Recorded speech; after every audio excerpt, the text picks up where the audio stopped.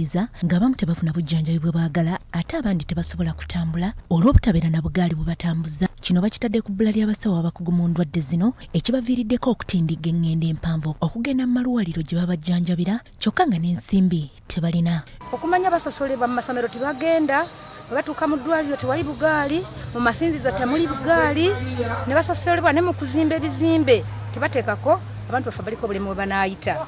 Mwala wange naye yamuleeta n'amusuula abo talina buyambi yadde kati ze ntawana naye twamutwala Embaale omulundi gumu ne tumuzayo gwokubiri baga nti mujja kumuzza tayogera kati emyaka 8 tayogera naye obusobozi badde siina ntambula njagala ogenda okulima ekibanja kiri walako. Ng'oggyeko ekyobujjanjabi bano era balaajanidde abakulembeze olw'abantu abasusa okubasosola ne batafuna na buweereza bwe basaanidde okufuna. Nsabira gavumenti nti nga bwesalawo okubudaabuda abalina akawuka ka HIV tusaba n'abaana bano abalina olumbu olubasika babafeeko. Katulina abaana bano abazaaliddwa abalina emitwe eminene egyo mutuufu titulina balusawo bajjanjaba baana abo ne bali Masaka ate ne Masaka bw'otuukayo baagala kusindika wala. Abaliko obulemu okwogera bino basinzidde Butenga Town Council bwe babadde babakwasa obugaali 16 obalirwamu obukadde bw'ensimbi 81 nga baweereddwa ebitongole by'obwannakyewa okuli ekya Fathers Heart Mobility ne Kuza Africa nga bwabasakiddwa omubaka omukyalo wa disitulikiti eno Veronica Nanyondo.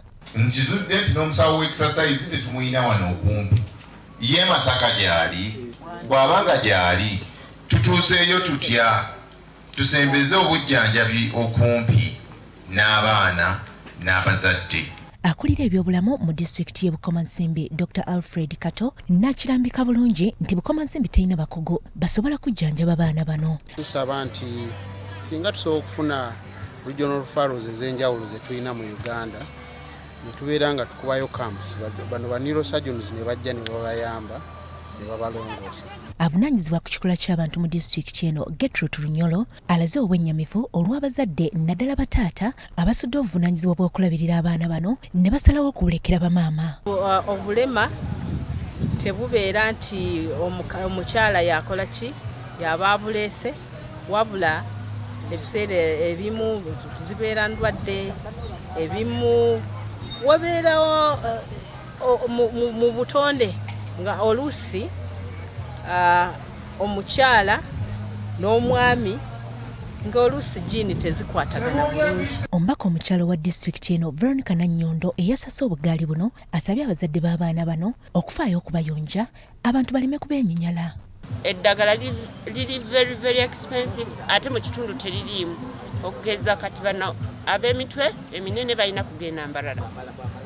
Kyetusaba azatwandiwo gavumenti yandisoze nerowooza esembeze eky'obujjanjabi eri abantu bano. Tusaba obugaali buno bwamme katwalenga akako katwalenga asset yo gy'osobola okuba ng'olabirira kubanga ge magulu go kati beera ngo teweetemako magulu ng'otunda akagaali kekuume keesigalize. Sandra Nabaggala ne Betty Namawanda BBS Terefina gy'otobadde. Ate baba kulembeze mu munisipaali y'Entebbe babanguddwa ku ngeri gye basobola okwewalamu